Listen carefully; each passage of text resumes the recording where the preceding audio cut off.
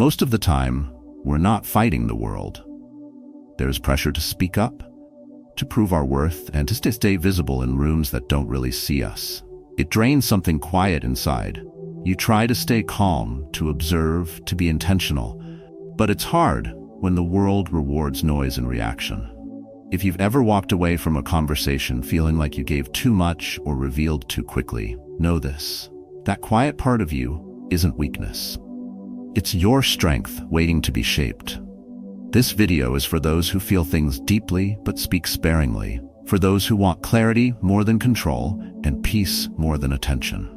We'll explore how to turn silence into presence, how to transform restraint into influence, and how to move through life with unshakable calm, not by hiding, but by knowing when not to chase.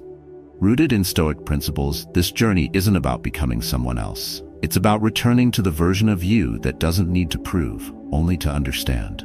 If you've been craving a new way to show up, one that feels aligned, grounded, and real, then you're in the right place. Subscribe if this speaks to you, and feel free to share your story below. You're not invisible. You're just learning how to move differently. Let's begin. 1. Observe first, speak later. In a world that rewards quick opinions and louder voices, the ability to remain silent and observe is one of the most underrated forms of power. We've been conditioned to think that value comes from constant participation, that being heard means being respected. But the wisest people in any room aren't the ones trying to prove themselves. They're the ones who are paying attention while everyone else performs. When you choose to stay quiet, to watch how people behave instead of reacting to what they say, you begin to see things others don't. You catch the subtle glance when someone's story doesn't match their tone. You notice who shifts uncomfortably when praise is given elsewhere. You begin to see alliances, insecurities, intentions, all playing out beneath the surface. And it's in that awareness that true mental strength begins. Most people speak too soon. They enter rooms trying to impress, trying to be liked, or trying to prove they belong. But in doing so, they give up the one advantage they could have had: clarity. When you speak first, you reveal your position. You expose your rhythm, your needs, your ego. But when you observe, you collect information. You learn the unspoken hierarchy of the room. You see who others defer to, who interrupts, who laughs too hard at the wrong moments. These aren't just social cues, they're maps. And if you learn how to read them without being emotionally pulled, you quietly move 10 steps ahead. There's a kind of confidence that doesn't come from knowing everything. It comes from knowing enough to wait. You don't need to dominate a conversation to control its direction. Sometimes all it takes is one well-timed sentence. But you can't get there without observing first. In high-stakes meetings, intense family conversations, even in casual interactions, the person who says the least often sees the most. It's not about withholding your voice out of fear. It's about understanding that your silence isn't absence, it's presence. Concentrated. Think of the last time you entered a room and felt a strange pressure to talk, to fill the air with something, anything, just to avoid seeming passive. Now think of what you missed by doing that. You didn't notice who walked in late and who subtly frowned. You didn't see who leaned forward when a name was mentioned, or who checked their phone when someone else spoke. These details seem small, but they're powerful. People don't reveal themselves in grand speeches. They reveal themselves in what they try to hide. And those who rush to speak are often too distracted to see it. There's strength in restraint, not the kind that feels forced or fake, but the quiet kind that says, I'm not here to compete for attention. I'm here to understand what's really happening. That shift in energy changes how people perceive you. You're no longer just another voice in the crowd. You become someone who listens without judgment, who doesn't react emotionally, and who speaks only when it adds value. Over time, people begin to notice. They lean in when you talk. They pause when you stay quiet. You haven't asked for respect. You've earned it through clarity, not volume. I once sat through a panel interview for a leadership role. Everyone else at the table jumped to answer the first question. Their voices filled the room, layered over each other. I didn't speak for the first 10 minutes. I listened. I watched. I studied the panel. Who smiled at what? Who leaned back? Who took notes? And when I finally spoke, I addressed each of them in a way that reflected their own unspoken interests. Later, one of them said, "You weren't the loudest, but you were the only one who actually saw us." That stayed with me. Not because it flattered my ego, but because it reminded me how rare and powerful real observation has become. In the end, people don't respect noise. They respect presence. And presence starts with stillness. So the next time you enter a room, resist the urge to prove. Don't chase recognition. Don't rush to explain. Instead, take a breath. Watch, listen, learn. Because when you choose to observe first, you'll always speak with more weight, more clarity, and more power than those who rushed ahead. And that is the beginning of becoming untouchable. 2. The more you react, the more you lose control. Every time you react without pause, you hand over your power. Not to fate, not to logic, but to someone else's agenda. In a world designed to provoke you, to pull you into outrage, conflict, and urgency, the one who learns to pause is the one who holds the steering wheel. Emotional control isn't about shutting down how you feel. It's about refusing to let someone else decide what you do next. And yet, we've been conditioned to think that reacting quickly shows strength, that responding fast proves we're not weak. But the truth is the opposite. The faster you react, the less time you give yourself to understand the full picture. And when you lose clarity, you lose leverage. You've likely been in situations where something someone said lit a fire inside you. An insult, a dismissal, an accusation dressed in polite words. Your heart raced, your voice rose, your thoughts scattered. And afterward you felt drained, maybe even foolish. Not because what they said didn't matter, but because your reaction gave them more than they deserved. Your attention, your energy, your control. The Stoics called this the internal war, the quiet battle between impulse and intention. And the ones who win it are the ones who know that not everything requires a reply. Sometimes, strength looks like stillness. There's a man I worked with years ago.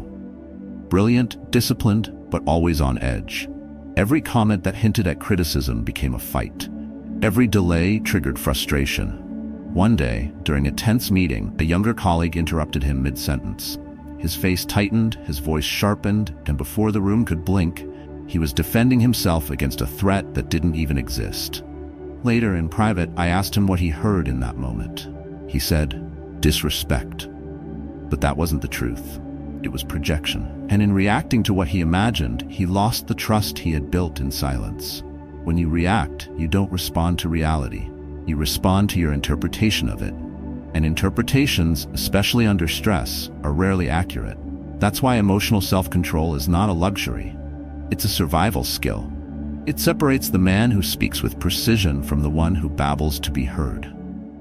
It's what allows you to sit in discomfort without scrambling for relief. And most importantly, it gives you time to think, to watch, to choose your moment, instead of being dragged into someone else's. There's another angle to this. People often test you not with intention, but by habit. They push, they provoke, they vent, and they're used to others matching that energy. So when you stay composed, it resets the rhythm. Suddenly, they're exposed. Because the drama they expected didn't arrive. And now they're alone in the noise they created. That moment, when you choose stillness over reaction, that's when you begin to lead. Not with dominance, not with words, but with presence. Because the person who doesn't flinch, who doesn't explain, who doesn't rush to defend, becomes unreadable and respected. I remember once receiving an email that was clearly meant to provoke. Every sentence was laced with sarcasm and hidden blame.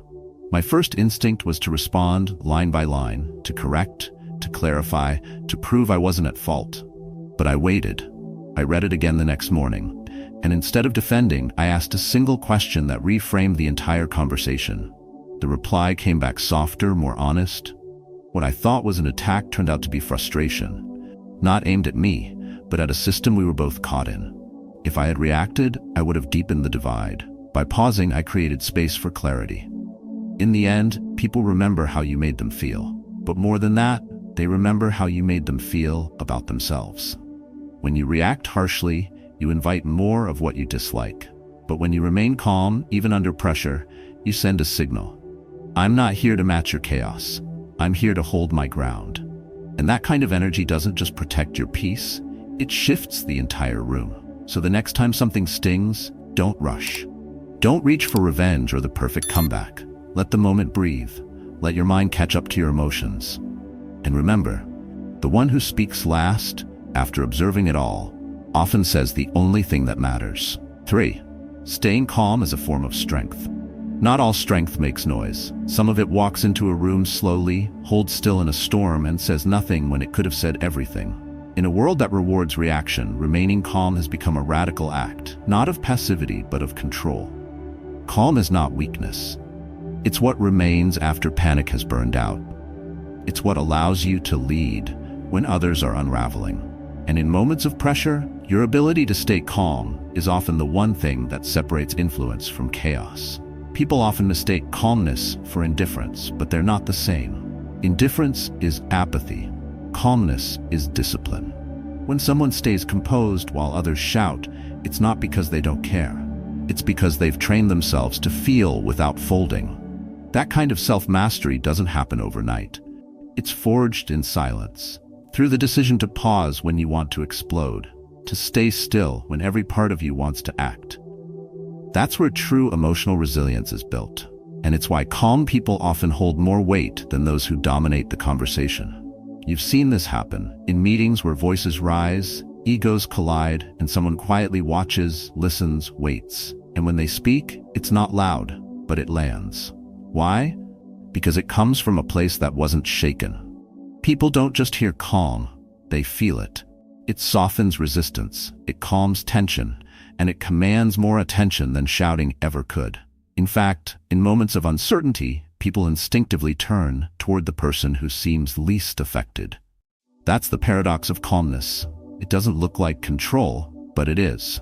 I remember a conflict between two department heads. It started over email and spiraled into a war of meetings, accusations, and passive-aggressive remarks. Both parties came into the room tense, ready to win. But there was one person, the operations manager, who said almost nothing at first. He didn't interrupt. He didn't defend. He listened, nodded, and took notes. And when the tension hit its peak, he calmly asked a question so neutral yet so pointed, it shifted the entire direction of the conversation. No one expected it, because everyone was too busy proving a point. But that moment of calm clarity cut through the fog like a blade. The conflict didn't disappear, but the room began to breathe again. What changed wasn't the facts. It was the energy. Staying calm isn't just about avoiding emotional outbursts. It's about choosing your moment. It's about preserving your energy and protecting your mind from becoming reactive to every little spike in pressure. The Stoics knew that control over one's emotions wasn't a philosophical luxury. It was a way to survive life with dignity. Because the world will provoke you. People will misjudge you, insult you, and challenge you. But if they can't shake your core, they can't own your mind. And when you don't flinch, when you don't take the bait, when you remain centered, you show them something they don't expect. Quiet power. This matters even more in relationships. When someone you care about lashes out, not because they're cruel, but because they're hurting, your calmness can become a mirror. You don't meet their fire with fire. You don't escalate. You breathe. You hold the space. And through that stillness, you give them a chance to come back to themselves. This doesn't mean becoming a doormat. It means standing firm without violence, emotionally or verbally. It's a different kind of strength, one most people never learn to trust. Years ago, I had a mentor who used to say, never let urgency decide your tone. He led entire teams through massive changes, intense deadlines, and public scrutiny. Yet he rarely raised his voice. He didn't rush decisions, and people respected him not because he was intimidating, but because he was anchored. That's what staying calm really gives you, the ability to anchor others, even when everything else is moving. So the next time you're pulled into tension, whether it's a disagreement, a crisis, or someone else's storm, ask yourself, what would staying calm protect right now? Your reputation, your clarity, your peace of mind? Then act like someone who knows the answer. Because the world doesn't need more noise, it needs more presence. And presence begins with calm. 4. Sometimes silence says everything. There are moments when silence speaks louder than the most carefully chosen words. Not the kind of silence that comes from fear or hesitation, but the kind that's deliberate, anchored, and full of presence. In a world where everyone's rushing to be heard, where conversations turn into contests and pauses feel uncomfortable, the ability to hold your silence is a rare form of control. It's the kind of control that doesn't need to interrupt, dominate, or explain, because it knows that in the right moment, saying nothing is saying everything. Silence, when intentional, isn't absence, it's precision. And those who know how to use it create a rhythm others can't keep up with. People often underestimate the tension created by a pause. But when you hold it, when you resist the urge to jump in, to clarify, to make things comfortable, something powerful happens. The other person fills it. They speak more, they reveal more. And if they're trying to manipulate or impress, the silence exposes it. They start to overreach, explain too much, reveal what they didn't intend to. You didn't corner them, you just gave space. And the truth spilled out on its own. That's the unseen weapon of silence. It's not used to attack, it's used to allow. And in that allowing, you gain insight that no question could have uncovered. Most people can't sit in silence because it forces them to meet themselves.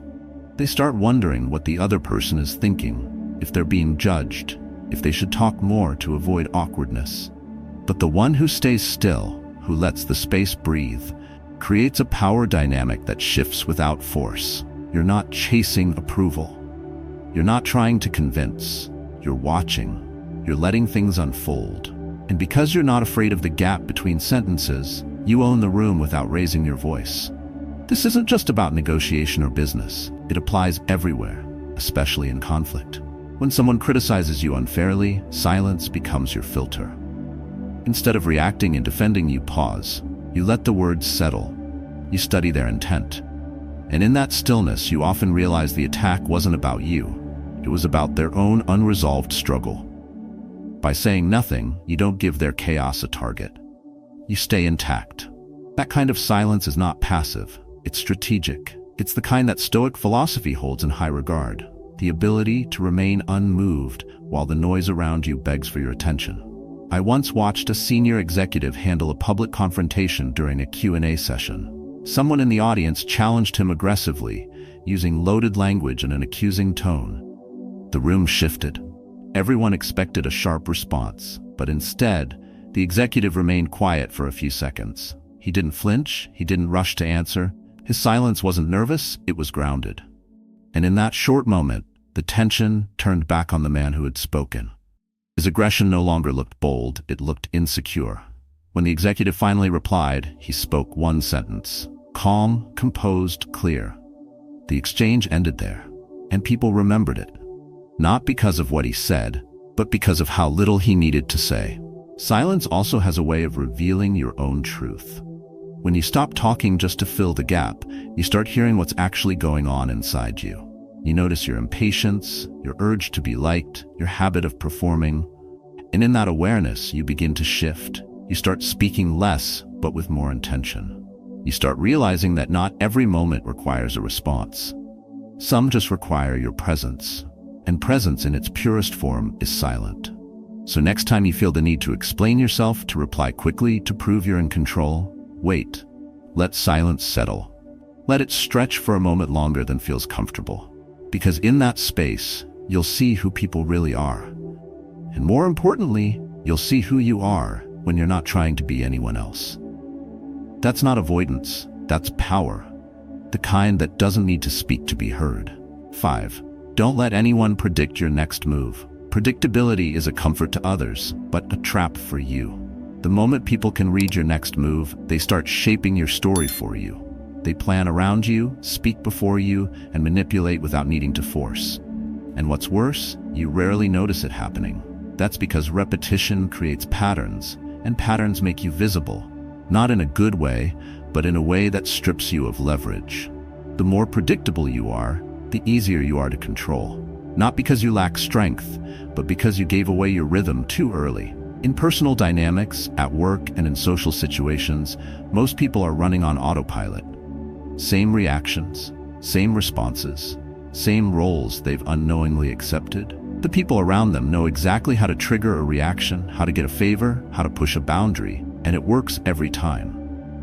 Why? Because most people are afraid to disrupt their image. They'd rather be liked than be underestimated. They'd rather be safe than sovereign. But someone who's learning to move differently, someone training their mind to observe, detach, and shift their behavior without warning, that person becomes hard to manage, hard to read, and eventually hard to stop. Stillness, when used with precision, becomes unreadable. But that's not enough. Unpredictability, when done with integrity, becomes power. This isn't about being erratic or emotionally impulsive. It's about developing mental flexibility. It's about making your next step so deliberate and so unexpected that it forces others to reassess what they thought they knew about you. You're not acting out of rebellion or ego. You're simply no longer reacting in ways they've come to expect. And that shift, when quiet and grounded, rewrites the entire dynamic. A man I once worked with was known for always saying yes. Reliable, supportive, never a complaint. People liked him, but they also used him. It wasn't malicious, it was subtle. Deadlines would be pushed onto his plate, mistakes would be forwarded with, "Can you take care of this?" And he did. Until one day, he stopped. Not loudly, not with drama. He just started saying, "I'll get back to you," and sometimes he didn't. At first, people were confused. Then they were forced to adjust. They asked instead of assuming. And just like that, his boundaries were no longer optional. They were respected. When you interrupt your own pattern, people pay attention. It breaks their script. It makes them question what they've taken for granted. And when done with calm intention, it doesn't make you look unstable. It makes you look aware. Aware of the ways you've been giving yourself away. In your availability, in your tone, in your silence that wasn't chosen but expected. Reclaiming your unpredictability is about removing the pressure to be consistent when that consistency only serves others, not your peace. This principle applies everywhere. In leadership, when people expect the same reaction from you and you surprise them with silence or a new direction, you shift the power. In a family, when emotional roles are assigned, he's always the fixer, she always gives in, and you break that cycle without explanation, the system has to realign. Not all will like it, but all will notice it. That's how silent boundaries begin to speak. What makes this so connected to the Stoic mindset is the detachment required. You're not doing this to prove anything. You're doing it because your peace is no longer up for negotiation. You're choosing presence over performance, discipline over emotional reflex. You're not turning cold, you're turning inward. And from that place, you choose your next step not out of habit, but out of clarity. So if people always know what you'll do, it might be time to stop playing along. Withdraw the script they've memorized. Don't announce it. Just act differently, calmly, deliberately, and without explanation. Because when they can't predict you, they can't control you.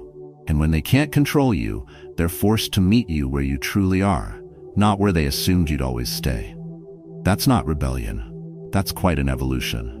And it begins the moment you stop showing up the same way. 6. True power doesn't need to be loud. Real power rarely feels the need to raise its voice.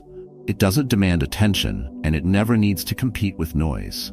Instead, it moves with a kind of quiet certainty that's hard to ignore and impossible to fake. In a culture obsessed with visibility, where everyone scrambles to be seen, heard, liked, and shared, the most magnetic presence in the room is often the one that says the least. That's because true power isn't about performance. It's about presence. The kind that doesn't ask for validation because it already owns the room by simply being. What makes this form of power so unshakable is that it comes from within. It's not based on how many people are watching or how loud your opinion is. It comes from self-mastery, from the ability to remain grounded while others chase recognition. And when someone walks into a room with that kind of energy, they don't have to announce anything. You feel it. The air shifts. People pause, not out of fear but out of respect, because deep down, we all recognize what it looks like when someone isn't controlled by the same hunger for attention that drives the world around them. This kind of presence is rare because it takes discipline to cultivate. It means letting go of the urge to dominate conversations just to feel important. It means becoming comfortable with being underestimated, knowing full well that those who watch long enough will eventually see the truth. And it means building your reputation not through noise, but through consistency in how you think, how you respond, how you carry yourself when no one's clapping. This is where Stoic philosophy becomes more than an idea. It becomes action. It reminds you that you don't control others, only yourself. And that's more than enough when practiced with patience. I once observed a project lead manage a crisis that had most of the team spiraling. People were panicking, emails flying, calls interrupting calls. He didn't say much. He didn't scold or try to rally with dramatic speeches. He walked in, reviewed the situation quietly, asked 2 direct questions, and then calmly laid out a solution. No drama, no panic, just clarity. And the shift was immediate. Everyone slowed down. The tension eased. Not because he barked orders, but because he embodied stability. Later someone said, he didn't need to act powerful, he just was. That distinction stuck with me. Loud power needs an audience. Quiet power creates its own gravity. There's also a deeper psychological effect here. When someone doesn't rush to speak or react, others lean in. They wait, they listen more carefully. And what you say when you finally do lands with more weight. It's not about saying less to be mysterious. It's about only speaking when there's something worth saying. The restraint, the timing, the control, it all signals leadership without shouting it. And over time, people learn to respect not just your voice, but your silence. In the workplace, this often plays out in meetings. The loudest person might dominate airtime, but the one who speaks once and moves the conversation forward becomes the real center of influence. In personal life, it's the friend who listens more than they lecture, but whose words linger long after the conversation ends. The strength lies not in volume, but in precision. In knowing that respect isn't demanded, it's earned, slowly and often silently. So if you've ever felt out of place because you're not the loudest in the room, let this be your reminder. Your silence isn't emptiness. It's depth. Your restraint isn't passivity. It's control. And your calmness doesn't make you invisible. It makes you unforgettable. The world will try to convince you that to matter, you must be louder. But power doesn't always roar.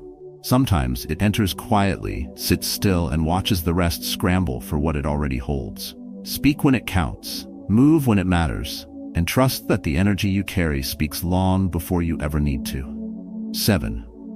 You don't have to join every game. Not every invitation is worth accepting, especially when it's disguised as conflict. In a world that thrives on reaction, outrage, and constant engagement, choosing not to play is often the strongest move you can make. You're not weak because you walked away. You're not avoiding the truth because you didn't argue. Sometimes the game itself is the trap, and the moment you participate, you've already lost. This isn't about avoiding responsibility. It's about recognizing that not all attention is worth your energy, and not every battle is worthy of your presence.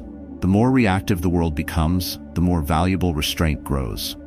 People bait you with comments, with tone, with silence. They want you to flinch, to defend, to bite back. Why? Because the moment you do, they've pulled you into a game they control. A game that feeds on emotional instability and distraction. But when you remain grounded, when you simply refuse to play, you break that loop. And in that refusal, you reclaim something most people lose too easily: your peace. Some will call it avoidance. Let them. What they often don't understand is the quiet strength it takes to say, "Not this time." Especially when you know you could win the argument. When you know you have the sharper facts, the better story, the cleverer reply. But true power isn't proven in victory. It's preserved in control. The ability to walk away from what does not serve you is not indifference. It's clarity. And clarity isn't loud. It doesn't need to be. I remember a friend who worked in a high-pressure corporate environment. Every week, someone would stir conflict in meetings just to dominate the room. Sarcastic jabs, subtle undermining, attention-grabbing distractions, all calculated to trigger. At first he engaged, thinking silence meant weakness, but it only fed the fire. Then one week he stopped. No rebuttal, no tension, just stillness. The dynamic shifted, the instigator lost steam, others noticed, and more importantly, leadership did too. Not because he shouted his values, but because he chose when not to speak. That silence said more about his discipline than any clever comeback ever could. There's a calm that comes with choosing your battles, especially when those battles are invitations to prove something you no longer feel the need to prove. It's the Stoic understanding that you control your response, not their behavior. That you don't have to dance just because someone's playing music. You decide if the rhythm is worth your movement. And most times, it isn't. Because real strength isn't reactive. It's selective. This mindset isn't passive. It's strategic. And it requires practice. Every time someone pushes your button, you have a decision. Do you play the part they expect, or do you hold your position with calm detachment?